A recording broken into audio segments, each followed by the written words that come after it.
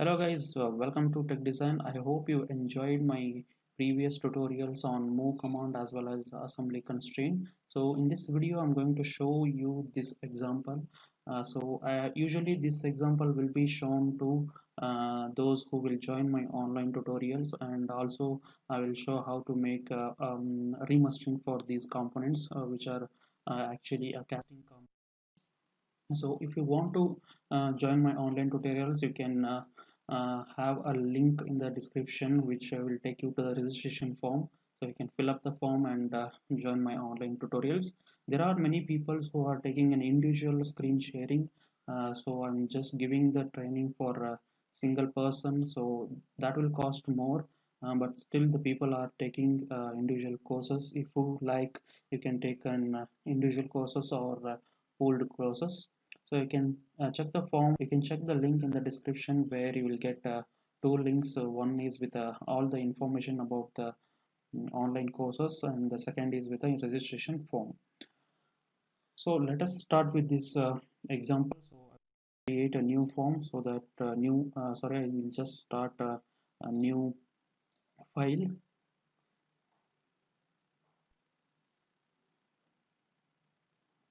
So here you need to select an assembly. So because I'm selecting an assembly, we'll select main assembly 1. So let us create. Okay, and as soon as you create an assembly file, a part adding a part component command will open. So what I will do is I'll just add components. So here are my components, so I'll just add everything except this main assembly body. So click OK, and here there is a scatter component. I will just activate it so that they will be scattered. So what I will do is I'll just click OK. So as you can see, components are in my assembly workbench, but they are not positioned properly, and they are also not assembled properly. So what I will do is I will just go one by one. So this is the main body. As you can see here, this is the main body. I'm just going to fix the main body. As I said you in my assembly tutorial, we need to fix one of the body in order to completely constrain. So I'll just go to completely assembly constraint, and I'll just go to fix, and I'm going to fix this component. So as you can see here, this is fixed because the icon is visible, and this is not having any degrees of freedom. There is no degrees of freedom existing. So now we have a component called,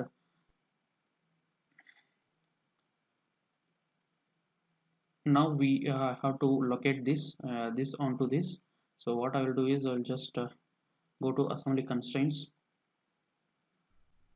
and we have multiple options. As I said, I'm just going to take if there are holes, and if there are holes, like for example like this for bolts and nuts, so you can directly go to this axis, center axis, which will be very easy.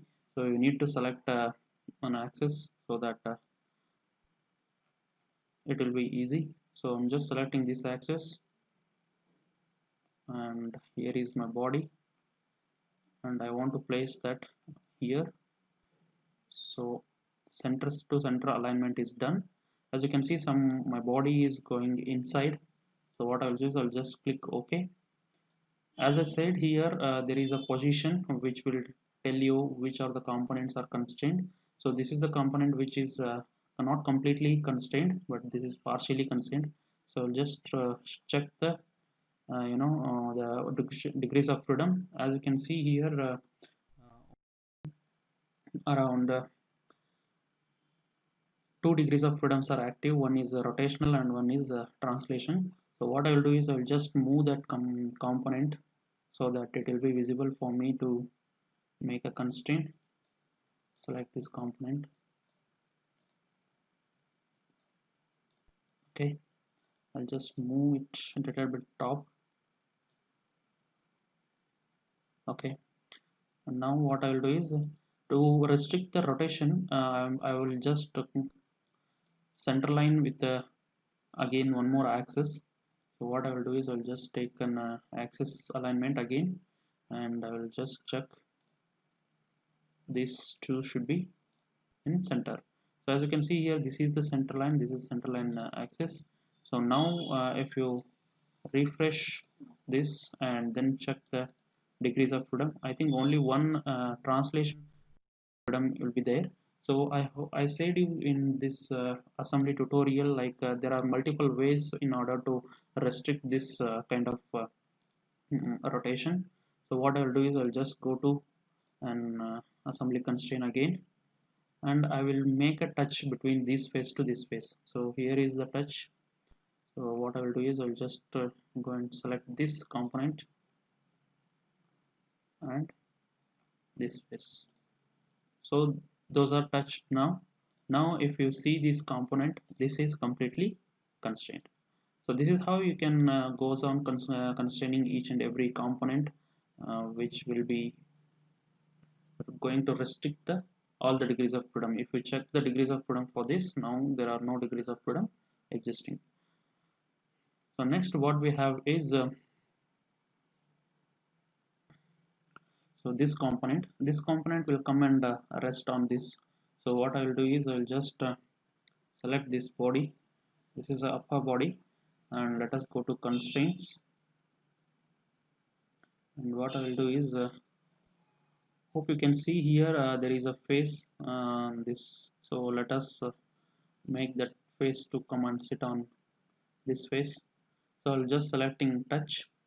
So what this will do is this face is going to touch on this face.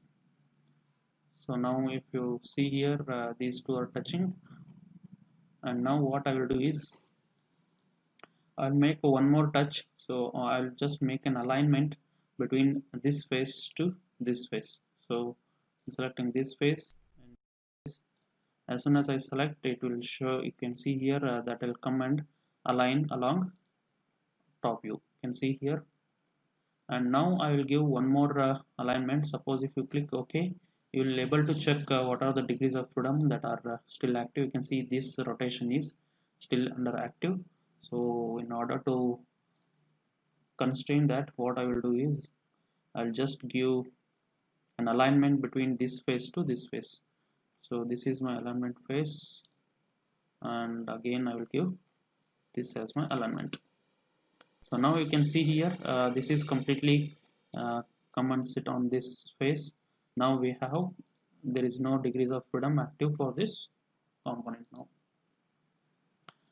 And now you can see here there are one is the fixed one, and there are two components which we have constrained completely.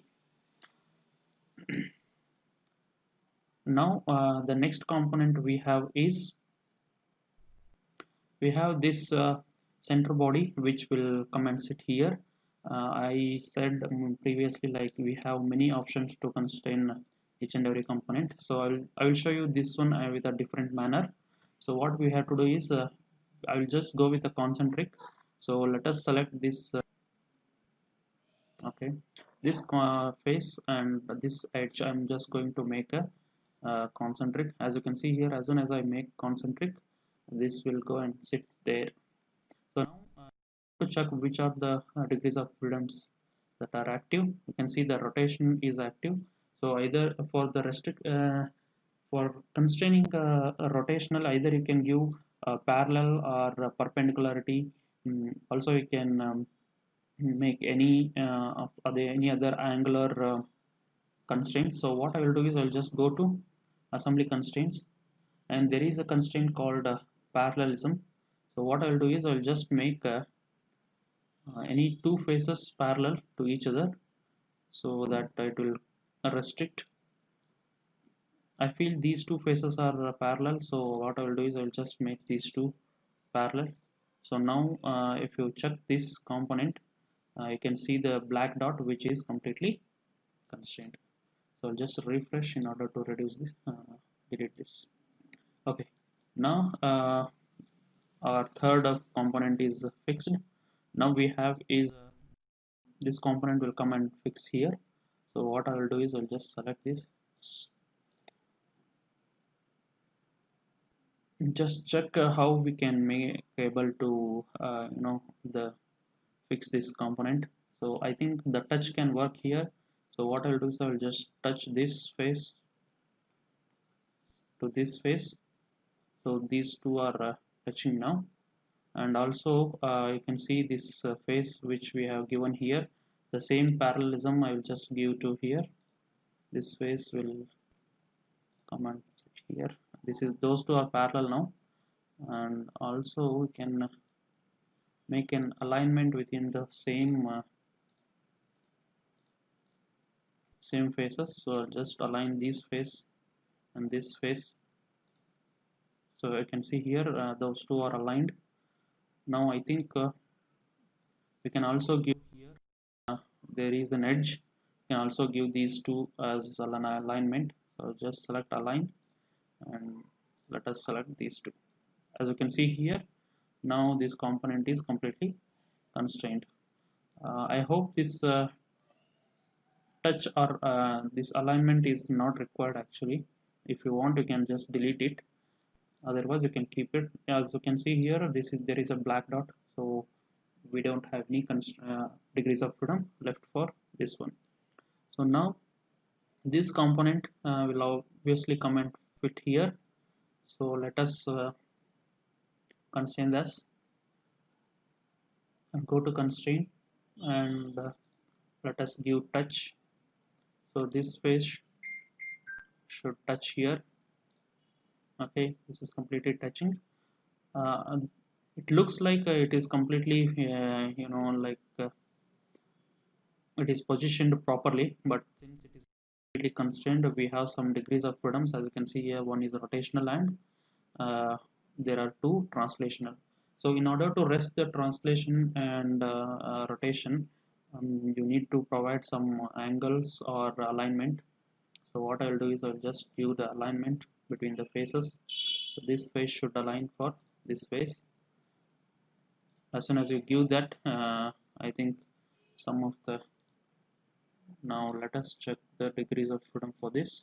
As you can see, this rotation, this translation along the z-axis is still available. So what we can do is we'll just make an alignment with the top face. Okay. Now this is completely constrained. As you can see, this dot has came. This is how you need to constrain the components. Now we are left with these two. As you can see here, this shaft is white dotted and this is also white dotted. So this is actually comes and fills here. So let us give that. What I will do is I'll just go to constraints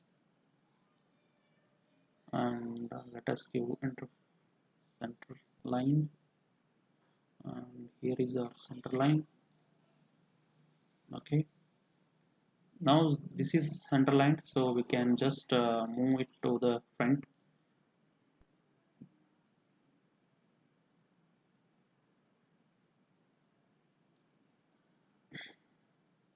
Okay,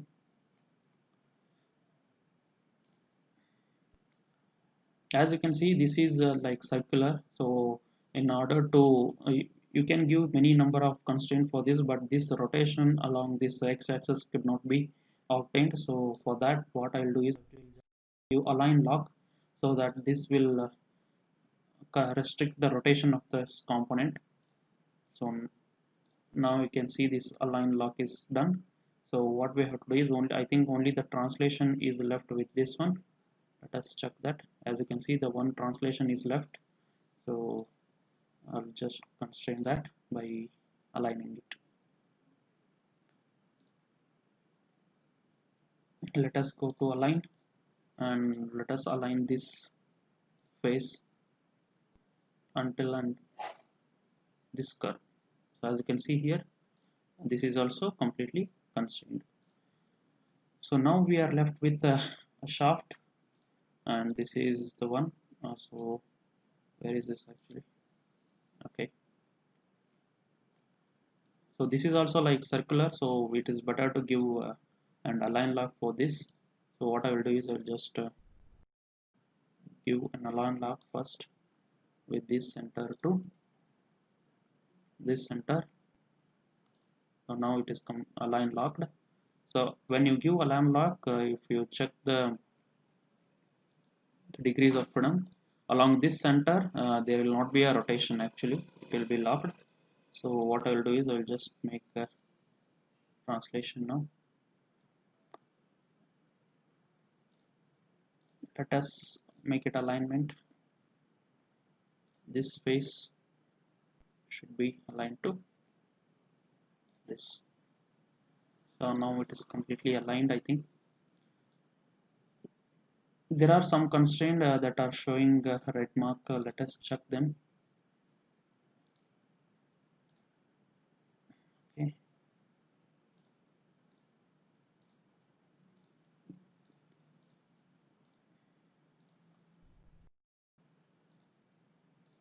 Okay. I think along this, let us check the degrees of freedom. As you can see, this is movable along this. So let us give some distance or some other. So let us go to constraints, and